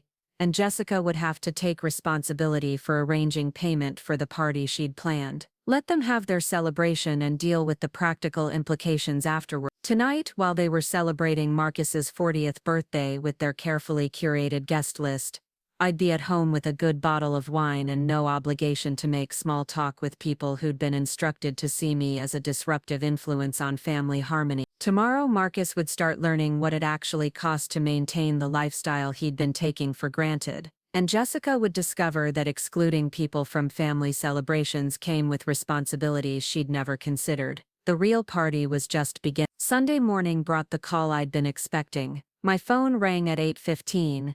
An hour earlier than Marcus usually contacted anyone on weekends. The timing alone told me that whatever financial chaos had unfolded at his birthday party had been significant enough to disrupt his normal routine. I let it ring 4 times before answering, taking a sip of coffee and settling into my favorite armchair by the window. The morning light was streaming through the glass, illuminating the city beyond, while I prepared for what would likely be the most important conversation Marcus and I had shared in years. "Sarah," he said without preamble, his voice tight with stress and confusion, "we need to talk. Something is seriously wrong with our finances, and I can't figure out what's happening." "Good morning to you too," I replied calmly. "How was the party last night?" The question seemed to catch him off guard. For a moment, there was silence on the other end of the line, as if he'd forgotten that life existed beyond his current financial crisis. "The party was fine," he said quickly.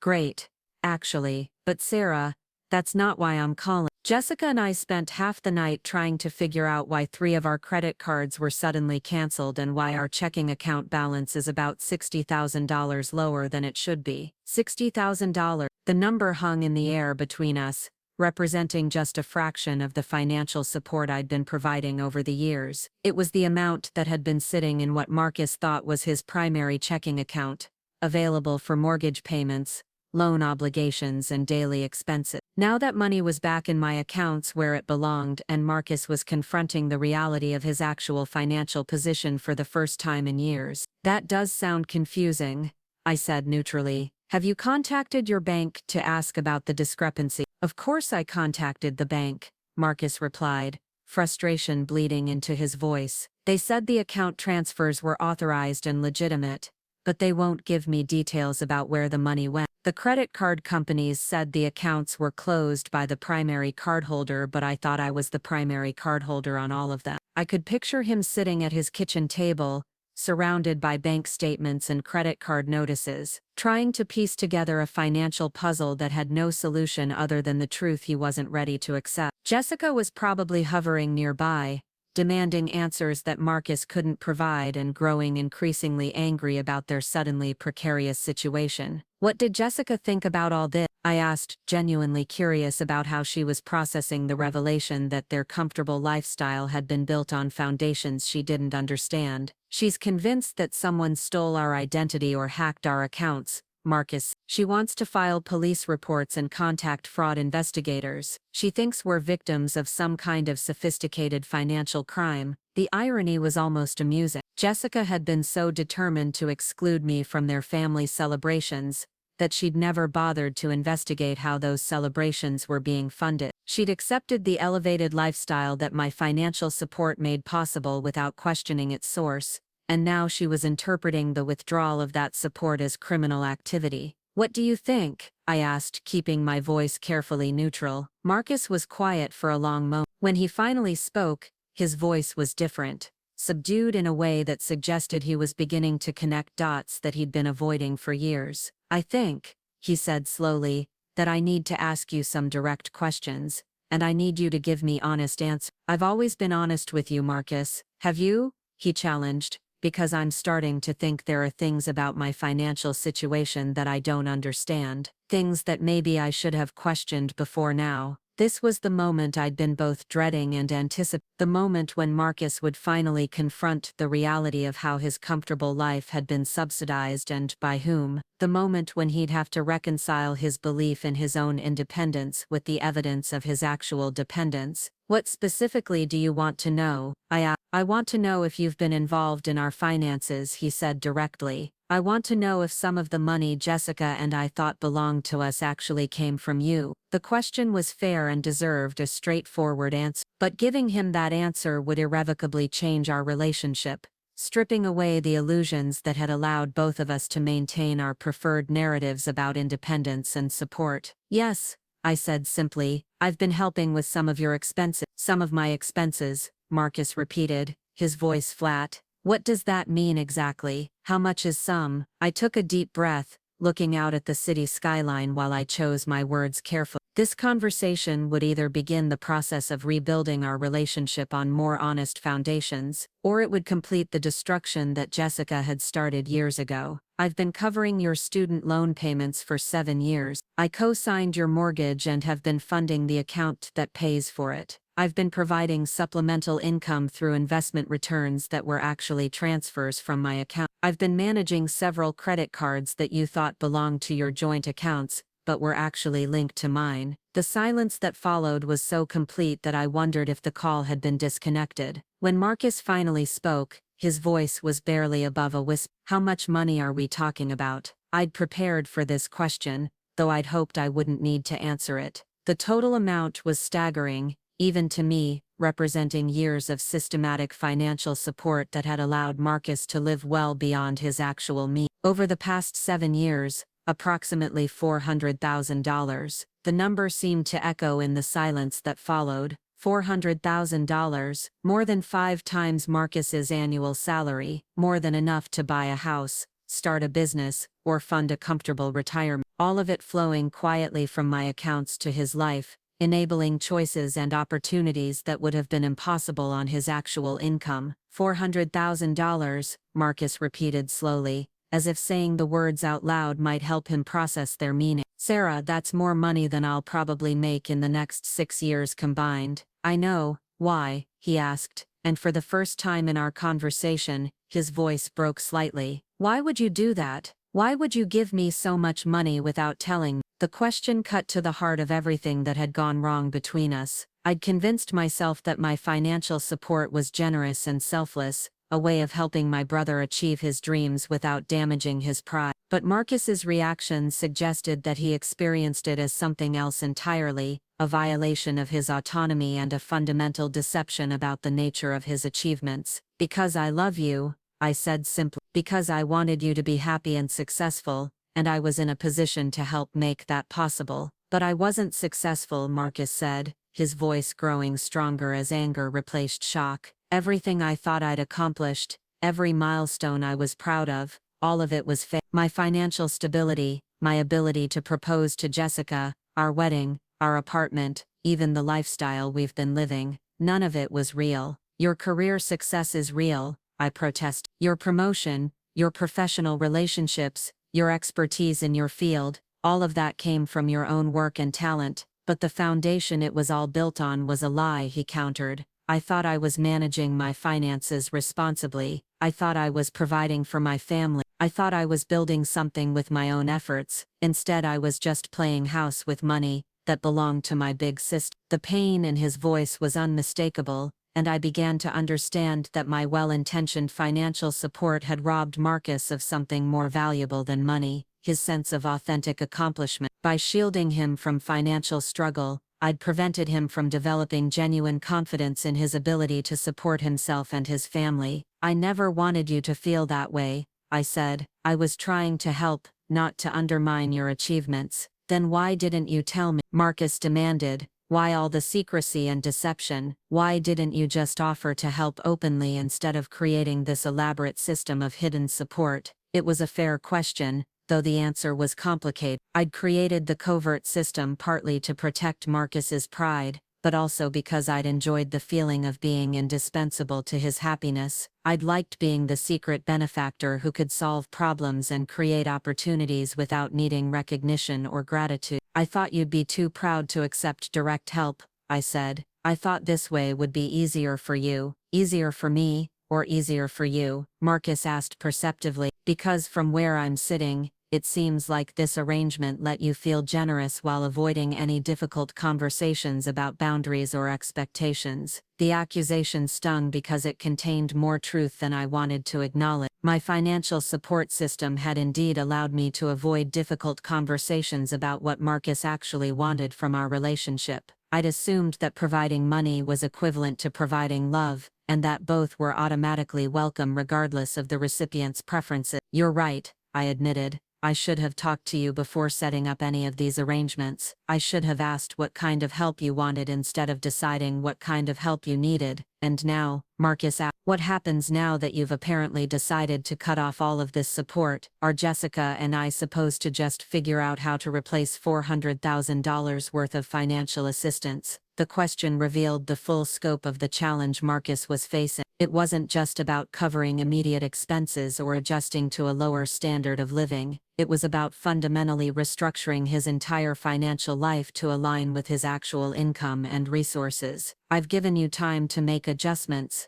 I said. The major changes won't take effect for another few weeks, and I've made sure that nothing will damage your credit or create immediate crises. How generous of you, Marcus said, sarcasm creeping into his voice. You've given me a few weeks to figure out how to replace income that I didn't know I was receiving from sources I didn't know existed. I could hear Jessica's voice in the background, though I couldn't make out her words. Her tone was sharp and demanding, suggesting that she was pushing Marcus for answers that he couldn't provide. The financial crisis was clearly putting strain on their marriage, which had probably been part of Jessica's motivation for excluding me from family celebrations in the first place. What does Jessica know about all this? I asked.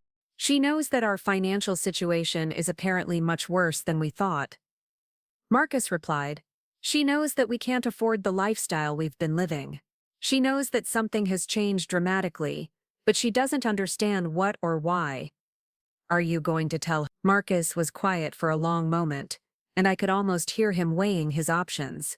Telling Jessica the truth would require admitting that he'd been completely unaware of his family's financial arrangements for years. It would reveal that the independence she valued in him was largely illusory, and that their comfortable lifestyle had been subsidized by the sister she'd worked so hard to exclude.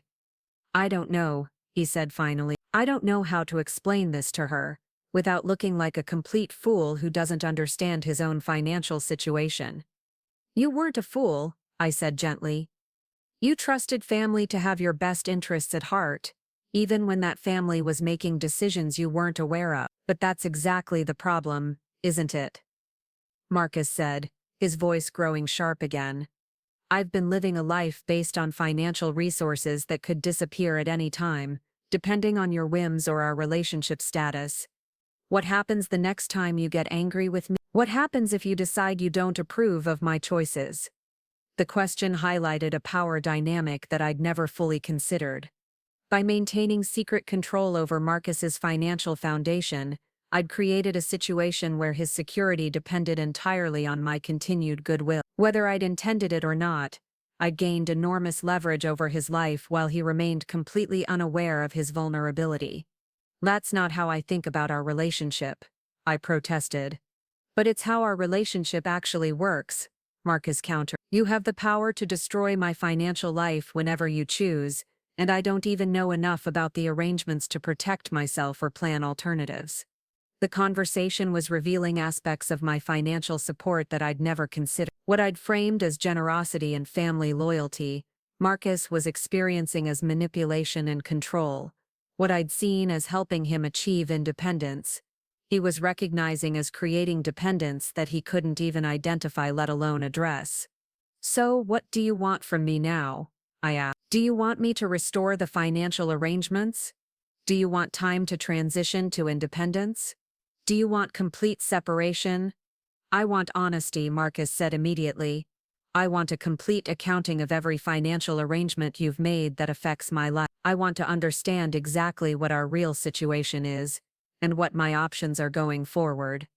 And then I want you to help me figure out how to unwind all of this in a way that doesn't destroy the life Jessica and I have built together, even if that life was built on foundations I didn't understand. The request was reasonable, though it would require me to take responsibility for decisions I'd made without his input, and help him navigate consequences I'd created without his knowledge. It would also require me to acknowledge that my good intentions had created problems that might not have easy solutions.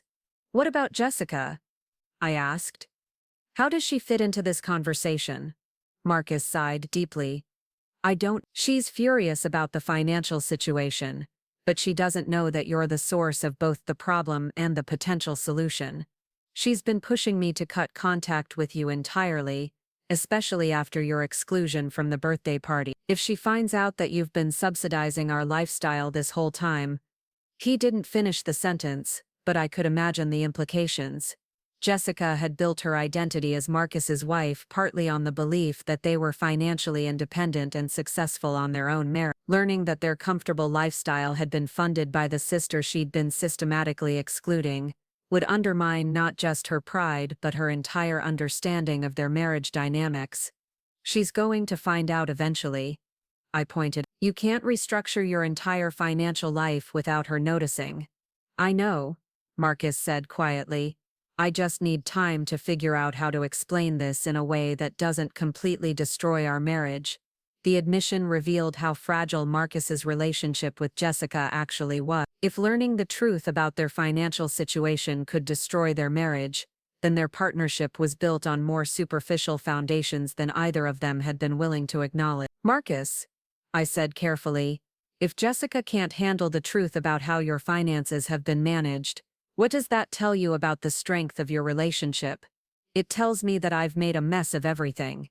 It tells me that I've been living a lie for years, and that the people I care about most are going to pay the price for my ignorance. The conversation was clearly taking a toll on both of us. Marcus sounded exhausted and overwhelmed, while I was grappling with the realization that my attempts to help had created more problems than they'd solved. We needed time to process what we'd discussed and develop a plan for moving forward. Why don't we meet in person to talk through the details? I suggested. I can bring documentation of all the financial arrangements, and we can work together to figure out the best way to transition everything to your control. When? Marcus asked. Today, if you want, or whenever works for you. Jessica has plans this afternoon, Marcus. She's meeting with her sister to plan some family event. I could come over around 2 o'clock. The timing seemed appropriate. Jessica would be occupied with her own family commitments, which would give Marcus and me the privacy we needed to have difficult conversations about money and family dynamics. It would also allow Marcus to process our discussion before he had to decide how much to share with his wife. 2 o'clock works, I confirmed.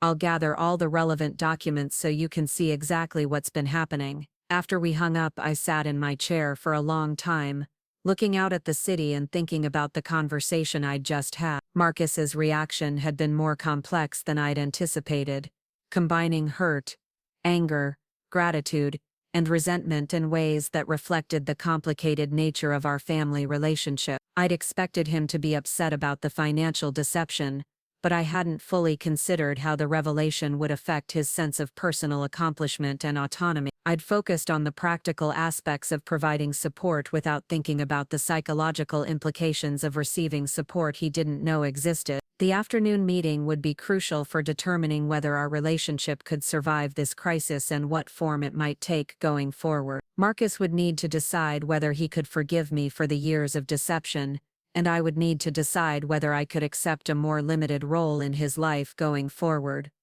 But first, I needed to gather every piece of documentation related to the financial arrangements I'd created. Marcus deserved to understand exactly what had been done in his name, and what obligations he'd inherited as a result of my well-intentioned interference in his life. The reckoning had begun, and there was no going back to the comfortable illusions that had sustained us both for far too long. Marcus arrived at my apartment exactly at 2 o'clock, carrying a leather portfolio that I recognized as a gift I'd given him when he'd started his current job. The irony wasn't lost on either of us as he set it down on my dining room table, preparing to review documents that would reveal how even his professional accessories had been indirectly funded by my support. He looked older than he had just a week ago, the stress of the financial revelations evident in the lines around his eyes and the way he held his shoulders. This was what it looked like when someone's entire understanding of their life collapsed and reformed in the space of a single conversation. "I brought some questions," he said without preamble,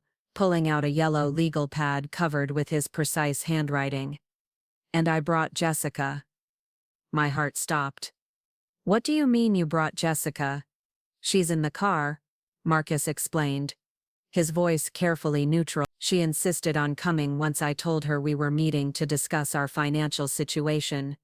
She doesn't know the details yet, but she knows that you're involved somehow." The development changed everything. I'd prepared for a private conversation with Marcus, one where we could work through the emotional and practical implications of the financial arrangements without the added complexity of Jessica's reaction. Having her present would transform our discussion into something more like a negotiation, with Marcus caught between his wife's expectations and his sister's explanations. "Does she know about the money?"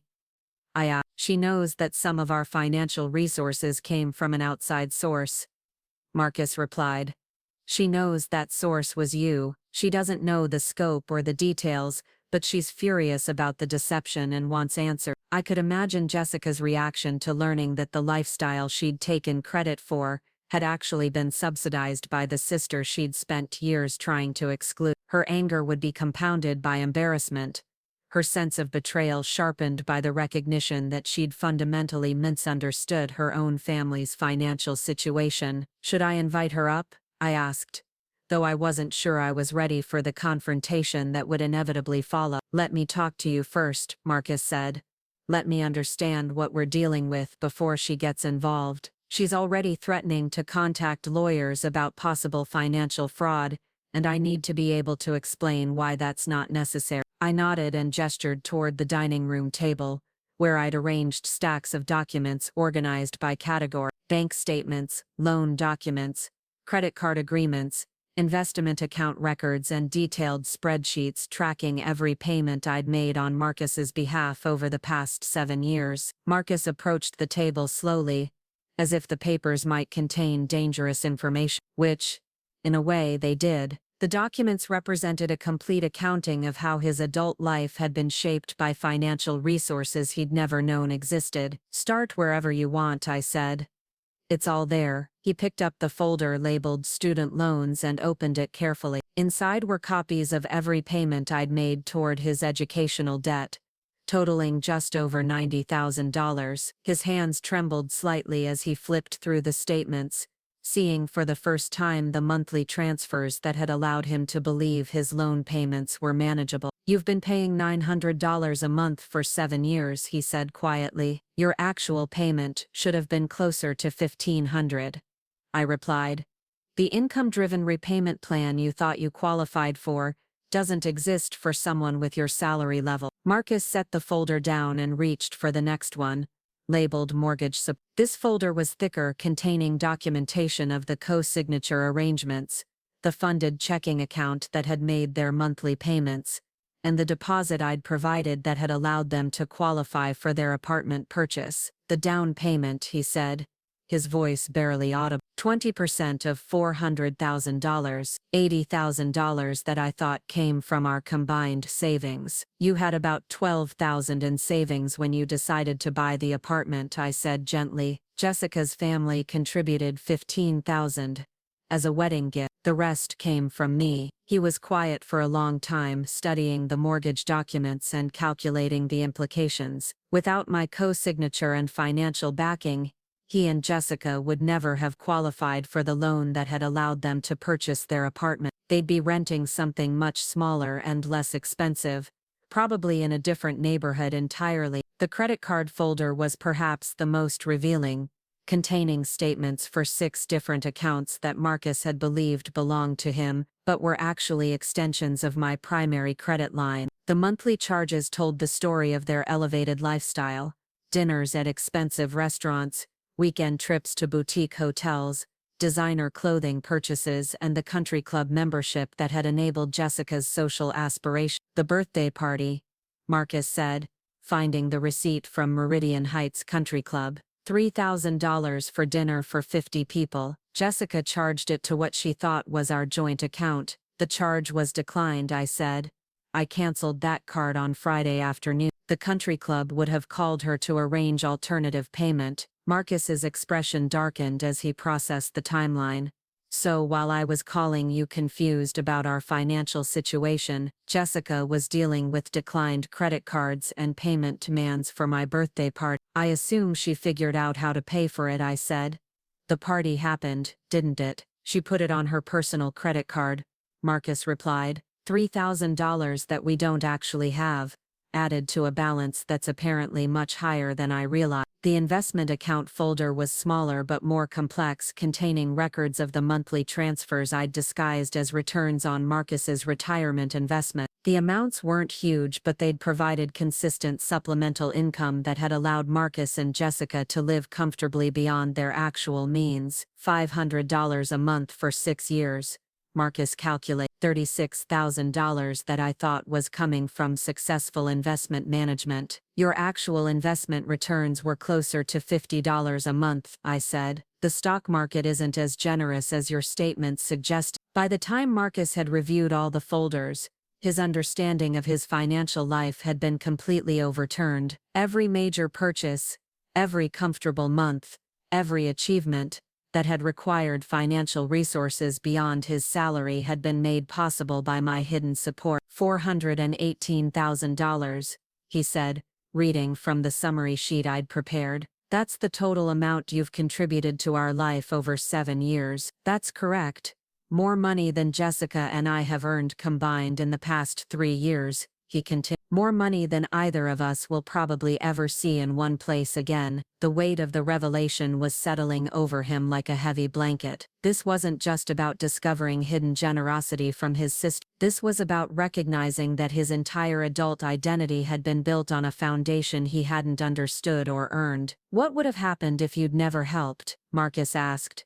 What would our life have looked like if we'd been living only on what we actually earned? It was a fair question, though the answer was painful for both of us to consider. You would have stayed in your old apartment longer, maybe permanently. You wouldn't have been able to afford the ring Jessica wanted or the wedding she planned. You might have had to choose between the MBA program and paying off your undergraduate loans. Your lifestyle would have been much more modest, but it would have been real, Marcus said. It would have been based on our actual achievements and resources. It would have been much more difficult, I pointed out. You would have been stressed about money constantly. You might not have been able to take the promotion that required relocating because you couldn't afford the moving expenses. I would have found a way, Marcus said with more conviction than I'd heard from him in years. I would have worked harder, saved more carefully, made different choices. I would have built something authentic instead of living off my sister's charity. The word charity stung, though I understood why he'd chosen it. From his perspective, that's exactly what my financial support had been, regardless of my intentions or our family relationship. I'd been treating him like a worthy cause rather than a capable adult who could manage his own challenges. "What do you want to do now?" I asked. Marcus was quiet for several minutes, studying the documents spread across the table. When he finally looked up, his expression was resolute in a way that reminded me of the brother I'd grown up with, the one who'd been determined to solve problems through his own efforts. "I want to take over everything immediately," he said. "All the loans, all the obligations, all the financial responsibilities. I want to understand exactly what our monthly costs are and figure out how to cover them with our actual income. That's going to be very difficult," I warned. "Your current expenses are about 60% higher than what you can afford on your combined salaries." "Then we'll cut expenses," Marcus replied. "We'll move to a smaller apartment, change our spending habits, find ways to increase our income. We'll do whatever it takes to live within our actual means." "What about Jessica?" I asked. "Is she prepared for that kind of dramatic lifestyle change?" Marcus's expression clouded. "That's the conversation I need to have with her now. And that's why I think she should come up here to see all of this herself." The prospect of facing Jessica with the truth about their financial situation was daunting, but it was also necessary. She deserved to understand why their comfortable lifestyle was about to change dramatically, and she needed to see the evidence of my support before she could make informed decisions about their future. "Should I call her up?" I asked. "Let me go get her," Marcus said. "She's probably getting impatient sitting in the car, and this conversation will go better if I can present it as us working together to solve a problem rather than you explaining why you deceived us." While Marcus went to retrieve Jessica, I organized the documents more clearly and prepared coffee for what would undoubtedly be a difficult conversation. I also called my attorney to put her on standby in case Jessica followed through on her threats to pursue legal action, though I hoped our discussion would convince her that litigation wasn't necessary or productive. Jessica entered my apartment with the rigid posture of someone preparing for battle. She was dressed impeccably as always, but her expression was cold and calculating in a way that suggested she viewed this meeting as a negotiation between adversaries, rather than a family discussion. "Jessica," I said, attempting to keep my voice warm and welcoming, "thank you for coming. I know this situation is confusing and stressful." "Confusing is one word for it," Jessica replied.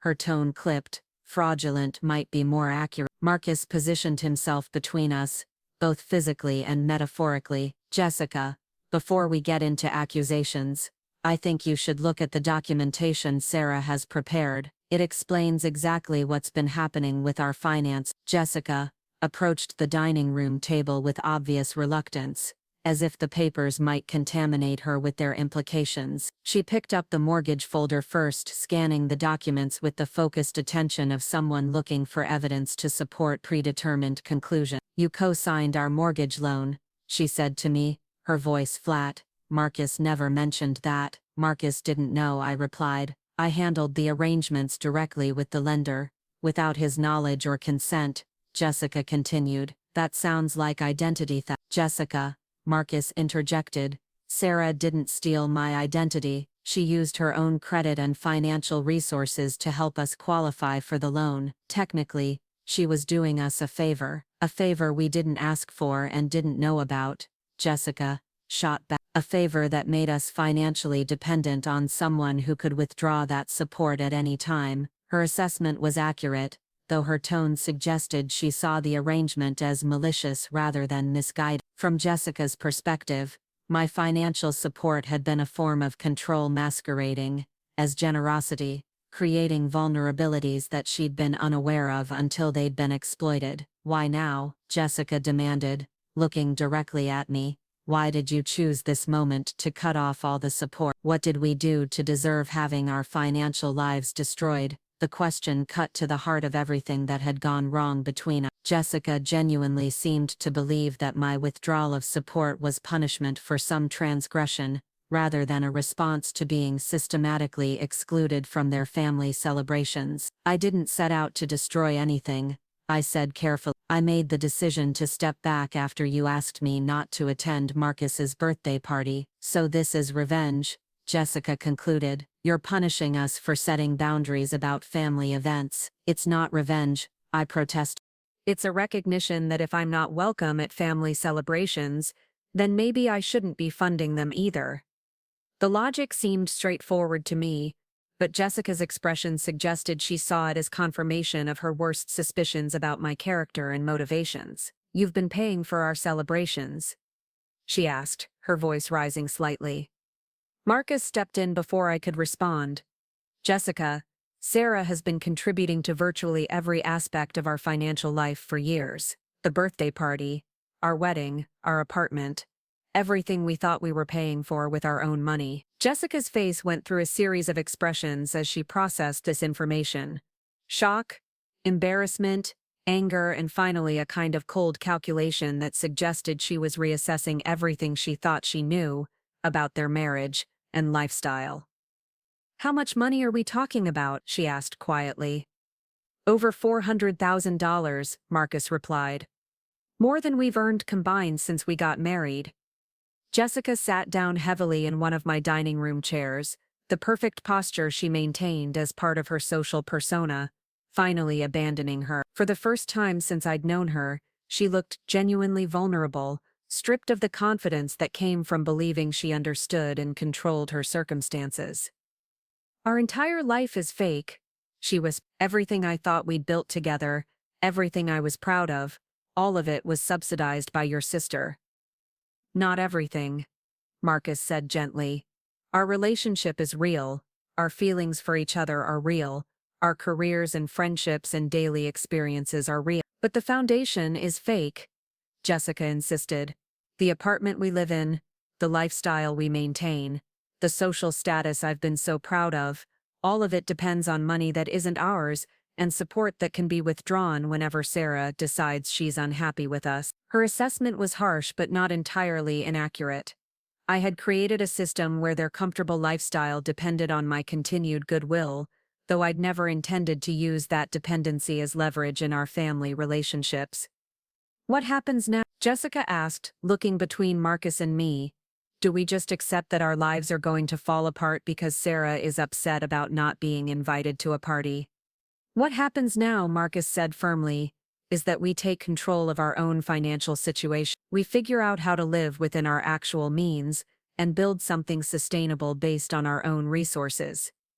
Which means what, exactly? Jessica pressed. We lose our apartment? We cancel our membership. We stop socializing with our friends because we can't afford to keep up with their lifestyle. It means we make whatever changes are necessary to live authentically, Marcus replied.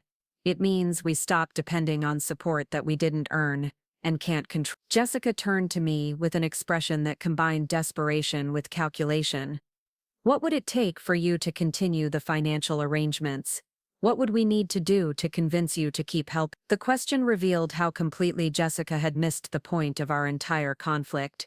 She still saw this as a negotiation where the right concessions could restore the status quo, rather than a fundamental reckoning with the sustainability and authenticity of their lifestyle. This isn't about what you can do to convince me, I said. This is about building a relationship that works for everyone involved, and that relationship needs to be based on honesty and mutual respect. So if we include you in family events, you'll keep paying for our life? Jessica asked bluntly. No, I said firmly. I'm not going to use financial support as leverage to force inclusion in your family. That's not healthy for any of us. Marcus looked relieved by my response, though Jessica seemed confused by my unwillingness to negotiate a return to our previous arrangement. Then what do you want? Jessica asked. I want a relationship with my brother that doesn't depend on money. I want family interactions that are based on genuine affection rather than financial obligation.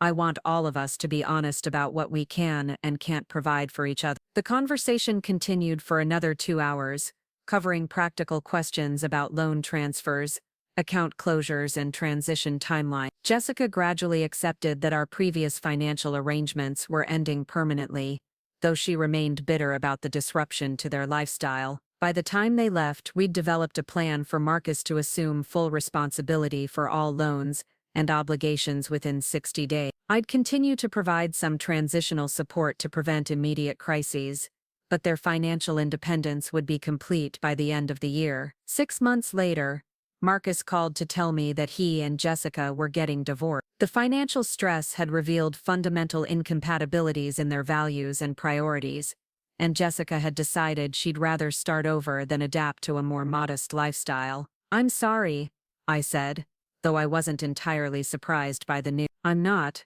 Marcus replied, and for the first time in years, he sounded genuinely happy. We weren't right for each other, and it took losing all that artificial support to help me see that clearly. He'd moved into a smaller apartment that he could afford on his own salary, started cooking at home instead of eating out constantly, and discovered that financial independence brought a kind of satisfaction that subsidized comfort never had. "I want to pay you back," he said during that call. "It's going to take a long time, but I want to return every dollar you spent on my behalf." "That's not necessary," I protested.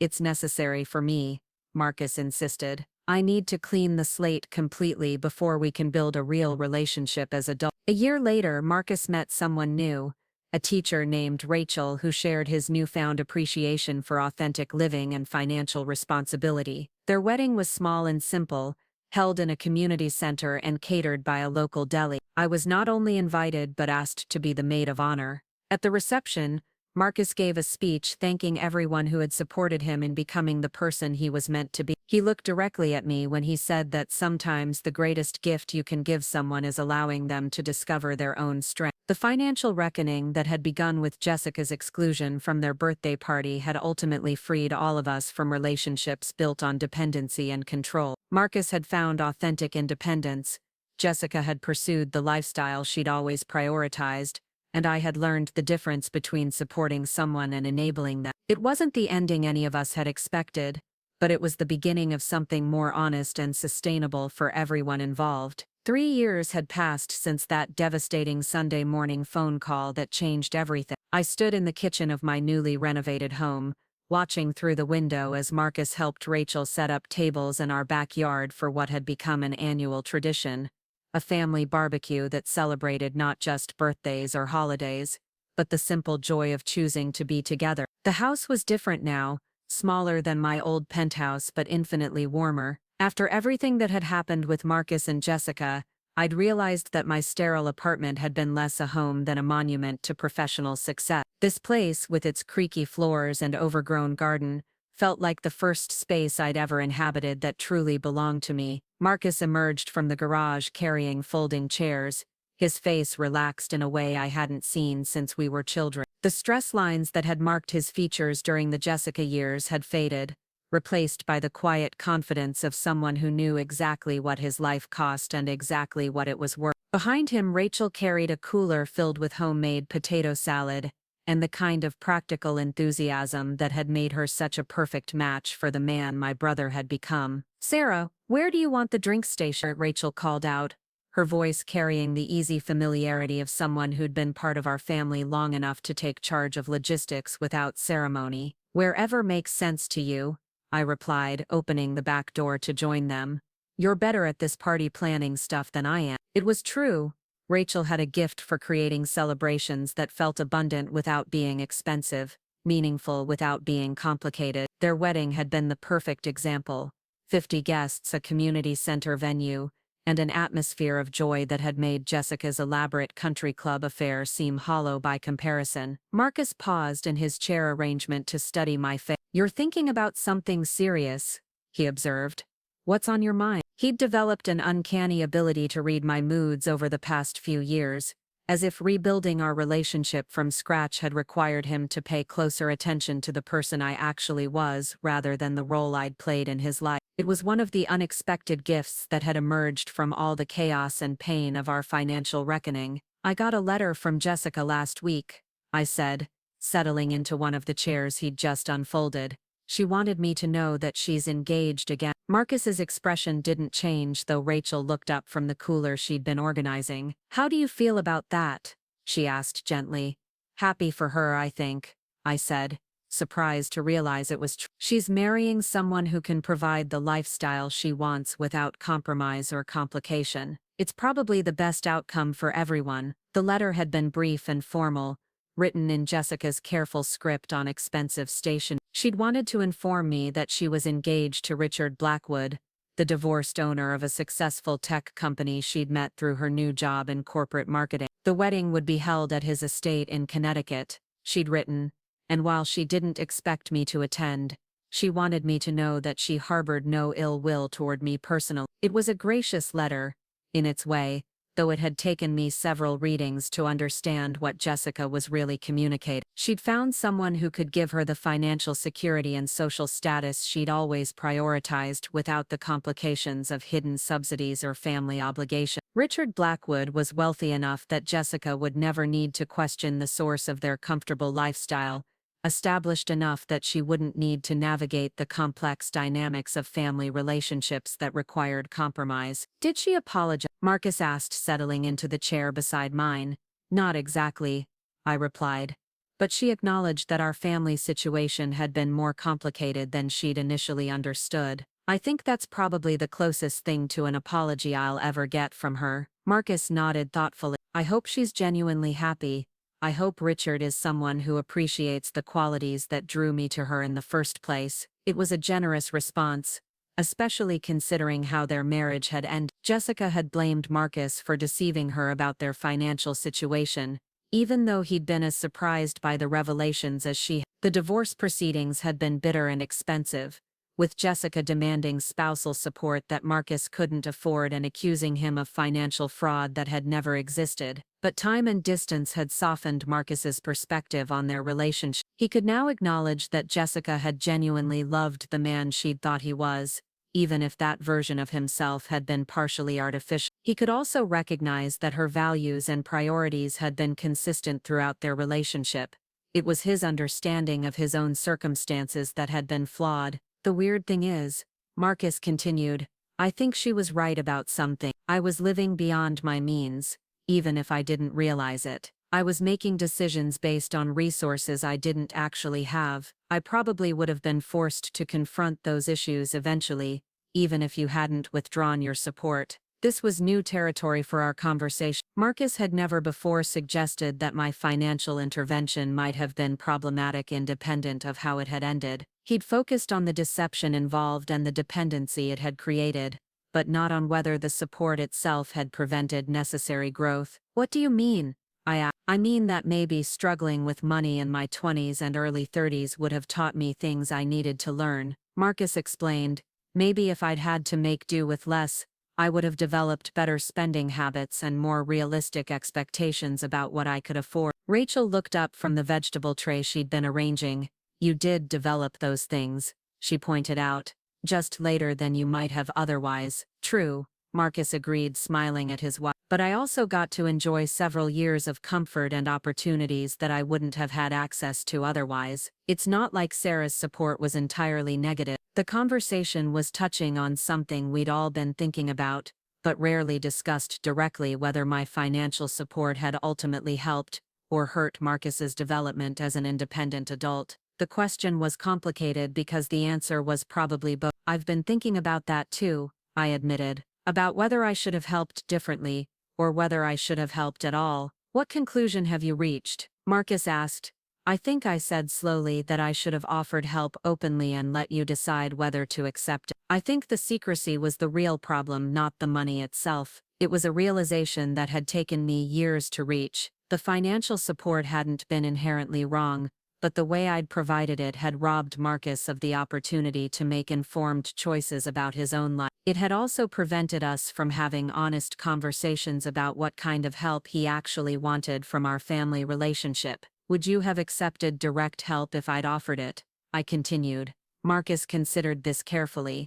Probably not initially, he said. I was pretty proud in those days, pretty convinced that accepting help was a sign of weakness. And now I think accepting help gracefully is its own kind of strength, he replied. but only when everyone involved understands what they're agreeing to. Rachel finished with the food preparation and joined us at the table, bringing the easy presence that had made her such a natural fit for our reconstructed family dynamic. "What would you do differently now?" she asked me. "I think I'd be more honest about my own motivations." I told myself I was helping Marcus, but I was also trying to feel needed and important. I was using generosity to maintain a connection that might have been stronger if it had been based on choice, rather than dependency. It was a painful admission, but an important one. My financial support had served my emotional needs, as much as Marcus's practical ones, creating a dynamic where I'd been indispensable to his success, but invisible in his daily life. The arrangement had allowed me to feel generous, while avoiding the more difficult work of building an adult relationship with boundaries and mutual respect. "The good news," Marcus said, "is that we figured it out eventually. It took a crisis to get us there, but we figured it out." He was right. The financial reckoning that had destroyed his marriage to Jessica had ultimately strengthened our relationship as siblings. We'd learned to communicate directly about our needs and limitations, to respect each other's autonomy while maintaining our connection, and to build a family dynamic that could weather disagreements without requiring anyone to sacrifice their authenticity. The back door opened and our cousin David emerged, carrying a gift bag and wearing the slightly overwhelmed expression of someone who'd just driven 3 hours with 2 young children. His wife Lisa followed, herding their twin 4-year-olds toward the play area Marcus had set up near the garden. "Sorry we're late," David called out. "Traffic was worse than expected, and we had to stop for the bathroom 17 times. "Perfect timing," Rachel replied, standing to greet them. "We're just finishing setup." David had been one of the casualties of my previous approach to family relationships. During the years when I'd been focused on supporting Marcus financially, I'd neglected other family connections that required more emotional than material investment. David and I had drifted apart not because of any conflict, but because I'd been so consumed with managing Marcus's life that I'd failed to nurture other relationships that mattered. Rebuilding those connections had been one of the unexpected benefits of stepping back from my role as Marcus's financial guardian. Without the time and energy I'd been investing in complicated support systems, I'd rediscovered the pleasure of simpler family relationships based on shared history and genuine affection. "How's the new job?" I asked David as he settled into a chair with a beer that Marcus had retrieved from the cooler. "Challenging but good," David replied. "The consulting work suits me better than the corporate environment. More variety, more problem solving, less politics." We talked easily about work and family, about the children's activities and Lisa's photography business, about the small details that make up the substance of relationships maintained over time. It was the kind of conversation I'd been missing during the years when family gatherings had been dominated by the unspoken tensions between Marcus, Jessica, and me. As the afternoon progressed and more family members arrived, I found myself appreciating the organic way our celebration had developed. There were no assigned seats or formal toasts, no carefully planned activities or expensive catering. People gravitated toward conversations that interested them, helped with tasks that needed attention, and created the kind of collaborative atmosphere that made everyone feel both welcomed and useful. Marcus approached me as I was cleaning up paper plates and plastic cups,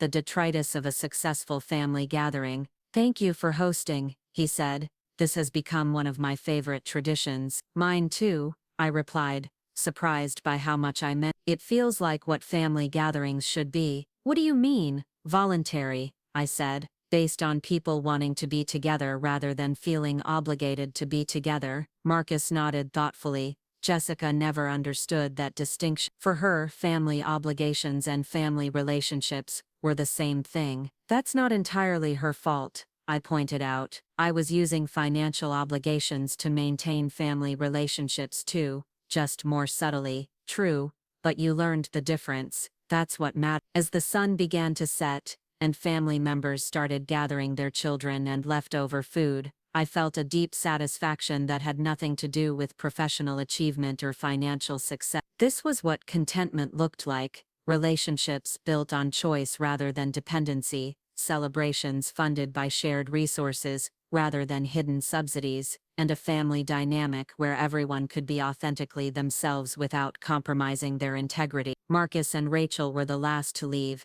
staying to help with final cleanup, and to enjoy the quiet that settled over the backyard after a day of laughter and conversation. "Same time next year?" Rachel asked as they prepared to go. "Absolutely," I replied. "Though maybe we'll let someone else host occasionally. David and Lisa have been talking about having everyone over for Thanksgiving," Marcus mentioned. "They want to start their own hosting tradition." The idea appealed to me. Rotating hosting duties would reinforce the collaborative nature of our family celebrations, while preventing any one person from becoming indispensable to our shared traditions. After they left, I sat on my back porch with a cup of tea, watching the stars emerge in the darkening sky. The house was quiet but not empty, filled with the lingering warmth of a day spent with people who chose to be part of my life because they wanted to be, not because they needed to be. My phone buzzed with a text message from Marcus. "Thanks again for today. I love you." I typed back, "Love you too. See you next weekend for dinner. Wouldn't miss it," came his immediate reply. It was a simple exchange, but it represented everything we'd learned about maintaining family relationships that honored both connection and independence. We saw each other regularly because we enjoyed each other's company, not because anyone felt obligated to maintain contact. We supported each other emotionally because we cared, not because one person was financially dependent on the other. The transformation hadn't been easy or painless. It had required both of us to give up comfortable illusions about our relationship and do the harder work of building something more authentic. But the result was a family bond that could weather disagreements and changes because it was based on mutual respect rather than unspoken obligation. 3 years ago, I'd been funding family celebrations that I wasn't welcome to attend. Tonight, I was cleaning up after a celebration that existed because people wanted to spend time together, funded by shared contributions, and built on the foundation of chosen love rather than obligated support. The difference was everything. Up next, you've got 2 more standout stories right on your screen. If this one hit the mark, you won't want to pass these up. Just click and check them out.